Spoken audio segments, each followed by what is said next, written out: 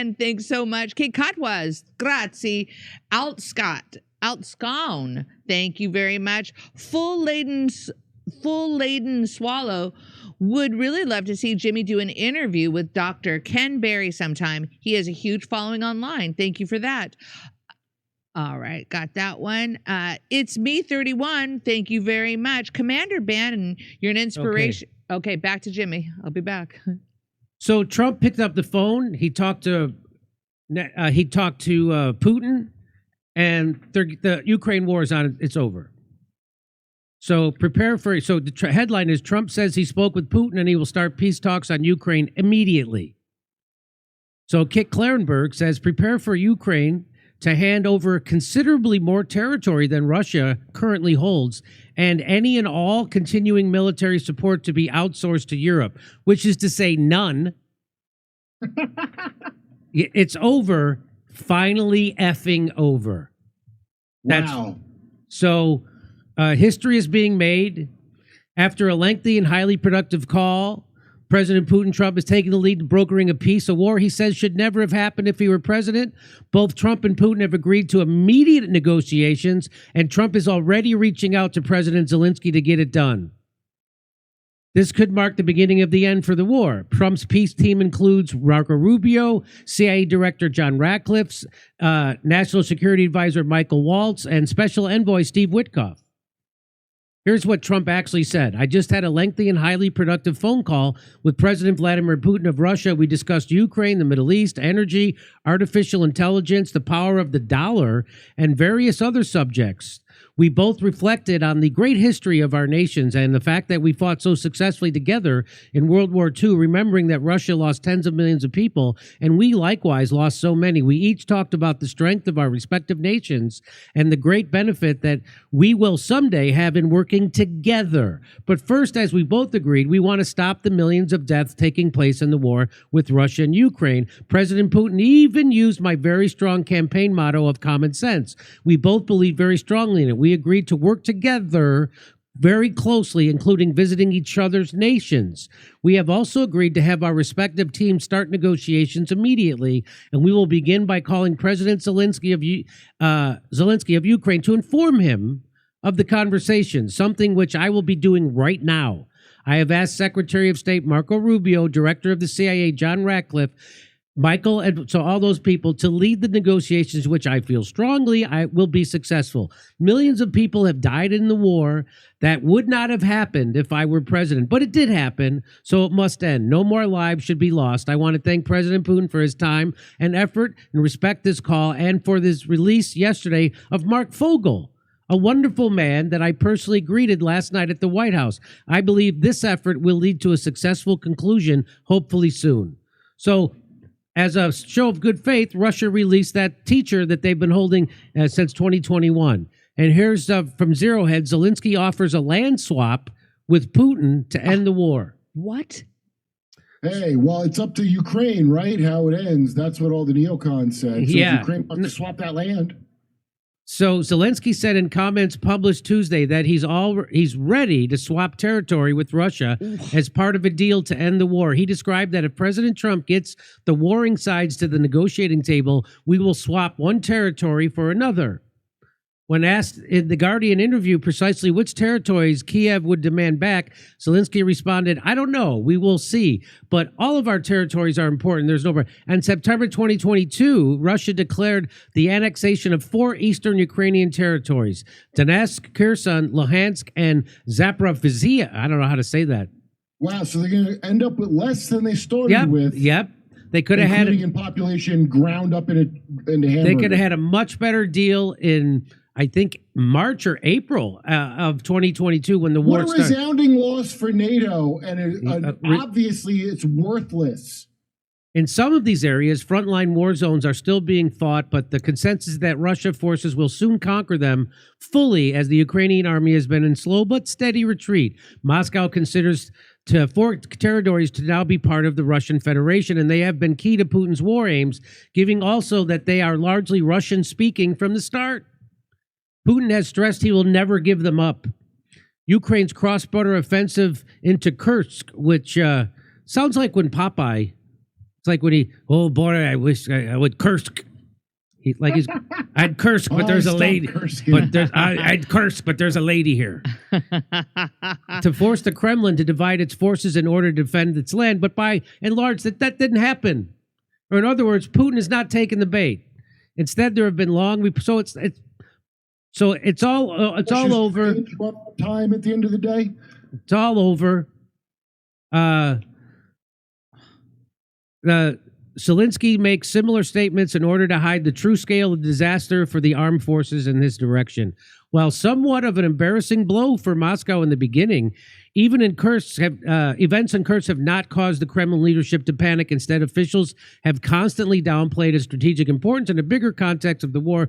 For this reason, Moscow is shrugging off Zelensky's offer of a territory swap, which means Kiev doesn't have the leverage it thought it had in taking dozens of Kursk towns and villages, which has been long evacuated of the Russian population at this point anyway. So we're going to take all their minerals, so Lindsey Graham will be sated, and Russia's not giving them any land. So they're going to end up in the worst. Is Zelensky at least going to rehab? Is that at least going to happen? So this is the monumental shift. The U.S. finally renounces NATO membership for Ukraine after 17 years of trying. This is no cause for celebration. It's a tragic reality. Had this position been taken in 2021, instead of doubling down on NATO expansion, the war and its hundreds of thousands of casualties, over 1 million, would have undoubtedly been avoided. And we know the U.S. could have taken this position then because they're doing it now. This intolerable cost of hubris by the Biden administration and by Antony Blinken and all the neocons in Biden's administration, which, of course, no one will pay a price for except all the people dead in Ukraine. Here's what he said. The United States does not believe that NATO membership for Ukraine is a realistic outcome of a negotiated settlement. Instead, any security guarantee must be backed by capable European and non-European troops. If these troops are deployed as peacekeepers to Ukraine at any point, they should be deployed as part of a non-NATO mission, and they should not be covered under Article 5. There also must be robust international oversight of the line of contact. To be clear, as part of any security guarantee, there will not be U.S. troops deployed to Ukraine. So that's it. And you know what? As Aaron Mate says, hundreds of thousands of people would still be alive had Biden been willing to say this 3 years ago. Instead, Biden refused, fueled a proxy war, presided over Ukraine's decimation, and then turned around and said the Ukraine isn't ready to join NATO anyway. We covered that before. We had the tape of Zelensky saying, we want to join NATO, and they said, no, you can't. No, you can't. Act like you're gonna, but you're not going to be allowed to. It was all a bait and switch with one goal only, to use Ukraine to bleed Russia. Whoever went along with this epic disaster, and that sadly includes progressive lawmakers and media, should ask themselves, was it worth it? No, it wasn't. And so here's Trump. So it's over. So it's all over. Donald Trump seems to be fulfilling the promises made, promises kept. He's going to end the Ukraine war. He's ending it. Could have happened 3 years ago. War would have never happened if he was president. Yeah, don't settle for just this, because this is just how it should have been. Yeah. So here's the biggie. Here's what Donald Trump wants from Ukraine after we sent them hundreds and hundreds of billions of dollars that all got grifted, by the way, that all got put in the pockets of the oligarchs in Ukraine. What? No oversight. Is that what you're saying? That's right. So they sent them that money on the strict condition that they wouldn't monitor where the money was going. I mean, the United States Congress and the President Joe Biden, they made sure nobody would monitor where where the money was going, or the weapons. That's not proof. So here, so that's how you know it's about helping people. Yeah. So here's what Trump wants now from Ukraine. So I want to have our money secured because we're spending hundreds of billions of dollars. And, they may make a deal. They may not make a deal. They may be Russian someday, or they may not be Russian someday, but we're going to have all this money in there. And I say, I want it back. And I told them that I want the equivalent, like $500 billion worth of rare earth. And they've essentially agreed to do that. So at least we don't feel stupid. Otherwise, we're stupid. I said to them, we have to get something. We can't continue to pay this money. So just like Lindsey Graham said, they've got all those minerals, $1 trillion worth of minerals underneath their land. Trump's like, well, now we're going to take it. So they lose land to Russia, all those territories Russia wants, and now they're going to lose their $500 billion in rare minerals. They lose, and they lost a million people fighting this stupid war that they should have never fought. It is a lose, lose, lose, lose for Ukraine, which is what we said was going to happen from day one. And we also said from day one at this show that this was a proxy war for the United States economic hitman NATO with Russia. That's why they blew up the Nord Stream pipeline. This was so we could sell more liquefied natural gas to Europe. They thought, meaning the neocons in the Biden administration, they thought they were going to be able to split up Russia. They call that balkanizing it. They thought Russia was way weaker than it was. They thought that only works here. They thought, like, just like they did to Ukraine, where they're now selling off, they're going to take their minerals, half their farmland has already been sold to BlackRock, that the way they could break up Ukraine, they thought they were going to be able to do that to Russia. They thought they were going to be able to foment a coup in Russia and then break it up. And they were 100% wrong. Russia's stronger now than they were when the war started, and they got closer with China, which everybody from Henry Kissinger to Noam Chomsky and everyone in between warned against us doing, pushing China and Russia closer together. So now they are. And when they blew up the Nord Stream pipeline, that just screwed Europe. That didn't screw Russia. That screwed Europe. Now Germany and Europe, they're paying twice, 3 times, 4 times as much for energy as they were before. And so that's why That's why their economy's tanking. That's why things are a mess in Europe and Germany, the economic engine of Europe. And it was all done because the neocons in the White House basically did the same, they're just as stupid as they were when we went into Afghanistan, when we went into Libya, when we went into Iraq. It's the same thing over and over and over. Shout out to Snitching Adam, because I can't wait to rewatch me yelling at them. How right I was. I mean, you and Dave Smith didn't even want to waste your time. I didn't know. I did, but I wasted my time out of friendliness, and look who was right. So in 2014, the United States CIA did a coup on the democratically elected government of Ukraine. Victoria Noodleman. And why? Setting this whole thing up. That was a way to set this whole thing up. And they waived NATO membership in front of Ukraine, which they knew they were never going to give them. And they used their people as cannon fodder. And when I told people this in February of 2022, they called me a Putin puppet. Putin's body. Putin's body. People who believe what they see on CNN and MSNBC and Fox News, people who believe what they read in the New York Times, still believe what they read in the Washington Post, still.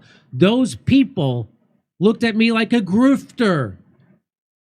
And of course, how do you just still like have Rocky IV energy after the Soviet Union fell sometime there is no Soviet Union. It's over. Like it's the commies. It's over. It's unbelievable.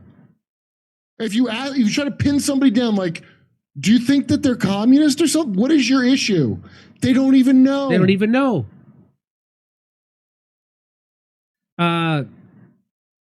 So we were right about it then. We're right about it now.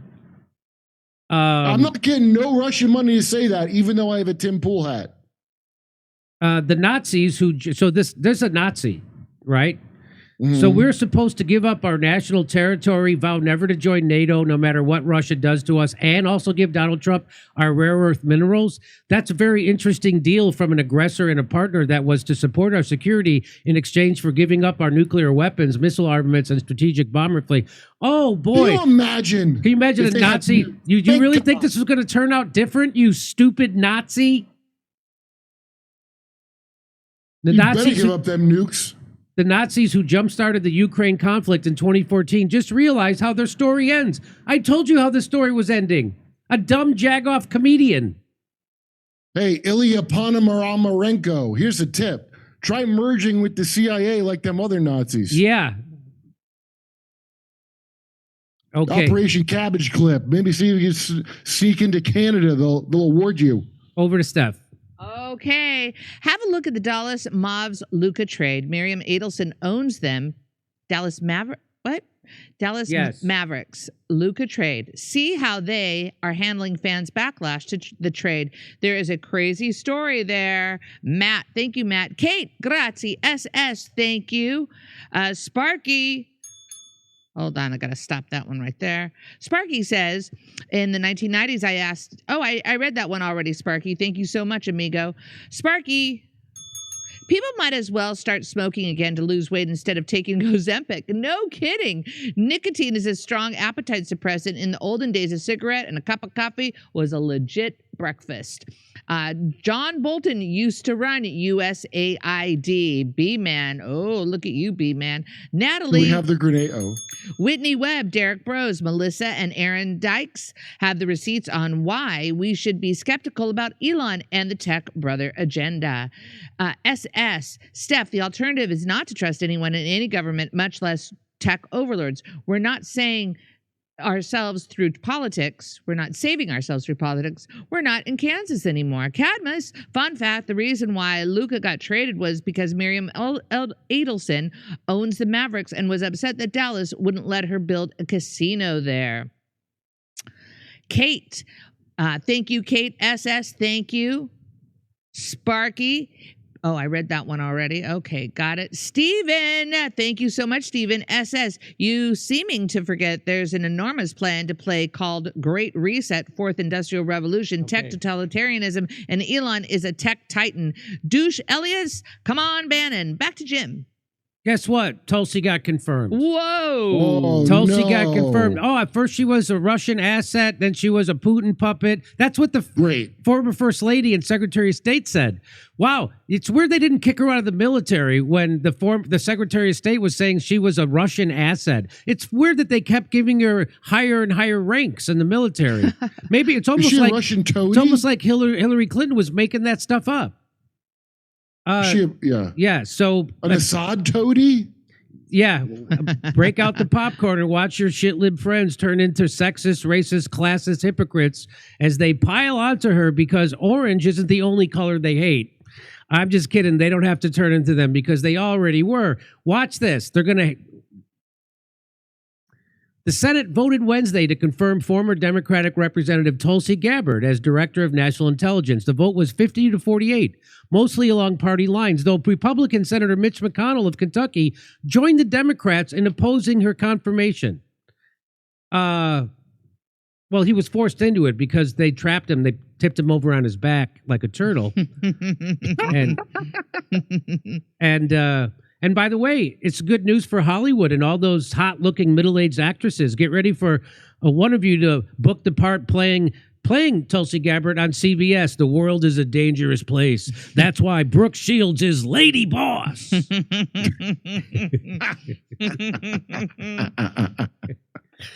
Gabbard, one of President Donald Trump's more controversial picks, faced concerns from several Republican senators over her lack of support for Ukraine. Her shifting position on the Foreign Intelligence Surveillance Act, Section 702, a key surveillance and security tool, her 2017 meeting with former Syrian President Bashar with Assad, and her past support for Edward Snowden. All those two last things are great.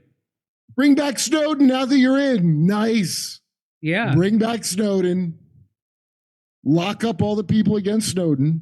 There were some key Republican senators, Susan Collins, Lisa Murkowski, Todd Young. They ultimately decided to back her. Murkowski acknowledged in a statement that she still had concerns about certain positions Gabbard has previously taken, but added that Gabbard brings independent thinking and necessary oversight to her new role. There it is. Tulsi Gabbard now officially oversees and manages the entire United States. Just a couple of months ago, she was on the Quiet Skies watch list. They had spies following her around in airports. Now she's overseeing. Get Clapper, Brennan, that dipshit from the DHS, Alessandro, whatever his name is, and just slap them back and forth like the Three Stooges. So here is McConnell voted yay for Clapper. These are the previous people, Clapper, Ratcliffe, and Haynes, who were all caught lying to the people in Congress in their capacities as Director of National Intelligence. Mitch McConnell is on the no, but he voted no on Tulsi Gabbard. The nation should not have to worry that the intelligence assessments the president receives are tainted by a director of national intelligence with a history of alarming lapses in judgment. Oh my God. And trusting the coordination of the intelligence community to someone who struggles to acknowledge these facts is an unnecessary risk. Here's Bernie. He tripped on the stage and broke his turkey waddle. And Bernie Sanders officially voted no. Bernie Sanders, he just does narrative delivery service now. He's like Uber Eats. He doesn't know what he's delivering. Yo, you didn't want to believe that story, but I believe it more and more every day. Yep. He just wants, Bernie Sanders just wants a tip. He voted to confirm Marco Rubio as Secretary of State. Think about that. Yet with his cloture vote, he's signaling that he'll vote against the confirmation of Tulsi Gabbard. This despite the fact that Bernie has previously praised Tulsi Gabbard, still shares many positions with her, and that she took a major career risk calling out the DNC's bias against Bernie before anyone else. And she stepped down as the vice chair of the DNC so she could back Bernie Sanders in 2016. And that's what a piece of garbage Bernie Sanders is. Yo, that tells you that story is true as far as I'm concerned. The crazy Bernie story that I can't believe he would have done that and be blackmailed. What else explains this better than that? Bernie's being controlled by the guys in a white van outside. That's what. Yes. In 2016, Tulsi quit as DNC vice chair over its cheating for Hillary and then endorsed Bernie. Ron Wyden made privacy and NSA FBI spying abuses central to his career, admitting Tulsi is great on that. Yet both voted no because they're craven partisan loyalists with no principles. No, they're blackmailed. They're blackmailed. The system runs on blackmail. Our national bird should be gay blackmail. It's blackmail. Here's what Bernie said about Tulsi just a few years ago, but he fears provoking rage among Democrats if he votes yes on Tulsi, despite knowing that anyone Trump nominated in her place would be far worse from his perspective because he's an opportunistic partisan coward, says Glenn Greenwald. No, Glenn, it's a white van. They have unspeakable footage of him. U.S. Senator Bernie Sanders welcomed an endorsement by U.S. Representative Tulsi Gabbard of Hawaii. Congressman Gabbard is one of the most important voices of a new generation of leaders, Sanders said. As a veteran of the Iraq War, she understands the cost of war and is fighting to create a foreign policy that not only protects Americans but keeps us out of perpetual wars that we should not be in. That's what he said. How funny is it they would call it Bernie Bros, but really it's Bernie Bitch. Yes, it is Bernie Bitch. And let's watch this piece of garbage. Senator Blumenthal, watch what he said.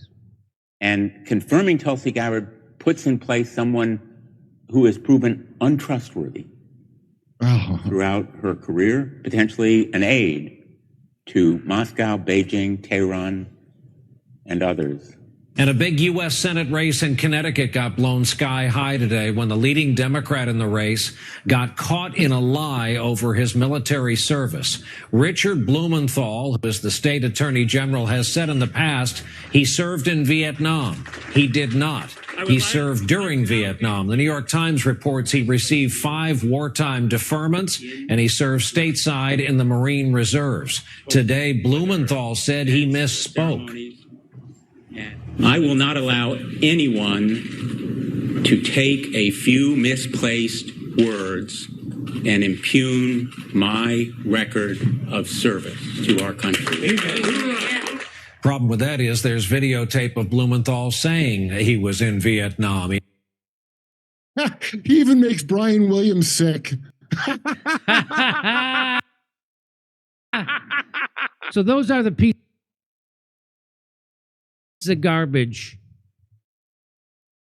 Those are the pieces of garbage who voted no on Tulsi Gabbard. You mean lizards wearing a human face mask over their obvious lizard heads? And does Tulsi Gabbard have flaws? Yes, just like RFK has flaws. But whoever would be the nominee if they weren't there would be light years worse than them. You got to get the lizards out before any progress. Light years worse. No matter who Trump nominated instead of RFK, it'd be way worse. No matter who Trump nominated instead of Tulsi, it would be way worse. Where do you think you live? So a place with better options than that? There is not one. So I just just overlook the disgusting genocide in Gaza. And maybe we'll get through this. Yes, just do that. Just turn a blind eye to whatever repulsive crime went on. Steve Bannon very artfully dodged that one, didn't he? Yes. Over to Steph. All right, Fire Bearer, Commander Bannon, you're an inspiration to red-blooded patriots and a hero of the people. You couldn't have summoned the demiurge at truer an hour. DEMIURGE. That's hard for me. The people might is greater than human, and their arm is very long. Fire Bearer, thank you. Sam Snort, I just heard from Bannon that he's dropping in tonight. Should have happened years ago. Good on you all. Fred Pound, Kurt, Operation Timber Sycamore shirt being created and sent to you via Comedy Mothership. Probably be there in about another week. Oh my God, that's great. Altscown, thank you, Altscown. Peace is the prize. There's always corruption, but can we keep it down to a dull roar? Great show. Mim Cotton, thank you, Mim. Fred Pound, thank you. I just read that one too. Vienticus Prime, thanks Vienticus. Good to hear from you. Altscown, thanks so much. Sparky, Bannon was using the same BS numbers, a million, ? Of Russians killed in Ukraine as President Trump does. He should know better. Ooh, facts. Overall, Bannon may be a positive, but he works his own agenda on China and Israel. Sparky. Let's move this one. I'm just going to send that one now. Mim Cotton, thanks again, Mim. SS, what we're doing in Gaza not working, i.e. arming Nazis to carry out genocide and ethnic cleansing, not working. Have we tried not doing that? Thank you for that, SS. Sparky, Bannon didn't expect Jimmy to be armed with facts about Israel and the Middle East. Firebearer, thank you, Firebearer, much appreciated. Kev, Steve Bannon needs to be reprogrammed about Israel. Israel has been the problem in the region since they colonized Palestine in 1947. Jeffrey Sachs needs to educate Steve. Much appreciated, Kevin. It's me, 31. Thank you, it's me, 31. Peace Prize, thank God Jimmy wasn't given the whole Bannon treatment. It's me, 31 again. Thank you. Firebearer, much appreciated. Mim Cotton, again, wink, wink. Jen PINPB, hey, Bannon, what about America taking Panama Canal and Greenland and Canada to usher an agenda to 2030? NWO, one world government, 11 leaders. Big bells for you, JP. Thank you, JP. Misha. Firebearer, Commander Bannon, you're an inspiration. Oh, I read that one. Thank you, Firebearer. Judd, thank you, Judd. Jemsy Clark. Ask Bannon about 1, Curtis Yarvin, and 2, if the administration will challenge Marbury versus Madison. Thank you. Sound Chaser, much appreciated, Sound Chaser. Saldiz, thank you, Saldiz. Theater and Fire, when Trump ran for president in 2000, universal health care was his signature proposal. He also said that on 60 Minutes, not sure why he gave up on that and never talks about it. I thought he said promises made, promises kept. SS, thank you. Jaguar Warrior, is Jimmy still anti-war? Seems to like all this Panama invasion, anti-China Monroe doctrine, thinking, what? Are you watching the show or are you just trolling? And Conrad Schmidt, thank you, Conrad Schmidt. Just some guy, big bells for you. And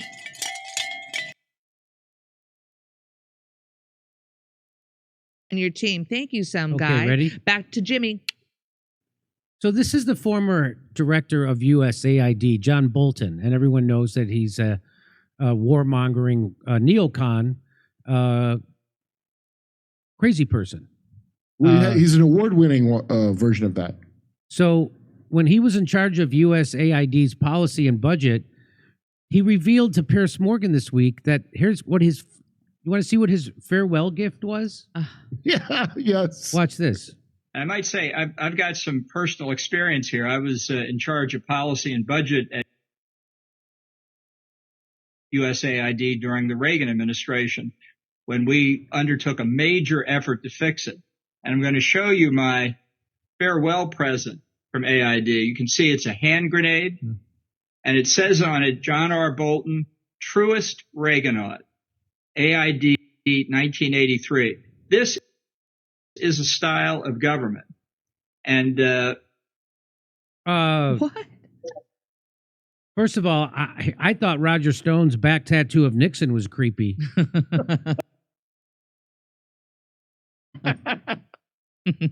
This is awkward, John, but I have to ask, are we sure this was meant as a real award? Because I'm having a hard time imagining an office scenario where you'd win an award.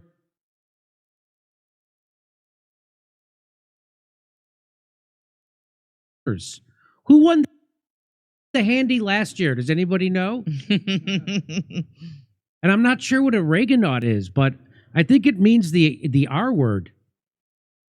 In fact, I'm probably going to use it from now on to avoid saying that word. I'm going to call you a Reaganaut. Best case scenario, this was meant as one of those very special awards for a special boy with a very special mustache. Yeah. I'm the number one Reaganaut.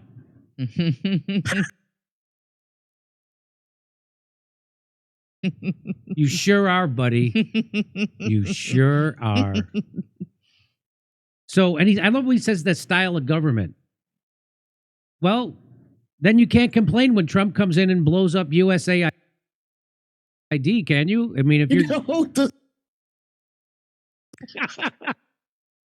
And I do mean mounted. Do you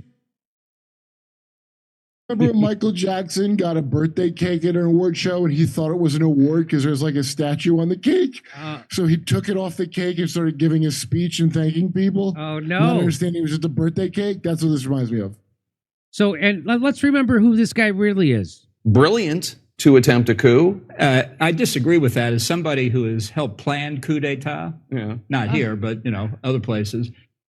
So that's what USAID does. Huh. Mm.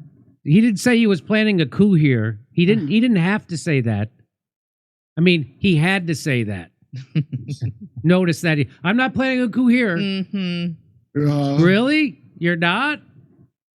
He jumped out of the gate with that one, like somebody telling everybody at the party, he's absolutely not doing cocaine. I'm absolutely not doing coke. It sounded like that Utah AG who's like, I am not a satanic cannibal. Like, why would you say this? So this is what people think their taxes are going to. Roads and bridges and school. Yeah, this is what it's actually going to. Oh. To fund terrorists. The free government of Syria? Yeah. I'm a proud Californian, and I feel safer knowing that I personally funded the weapons that terrorists are using now. Is that going to the brave Uyghurs of the border of China and India? Why am I proud? Why do I feel safer? I don't really have a tangible answer for that one, but all I know is that you are whatever I'm supposed to hate this week. That's all I know. Now get out of my face. Have you driven down the roads and felt like they were paved with money the way this picture is depicting? Okay. So that's who John Bolton is. That's what USAID is. Just so you know, those are the kind of maniacs that were running USAID. Do you imagine holding that up proudly? Proudly. Stuff. Okay.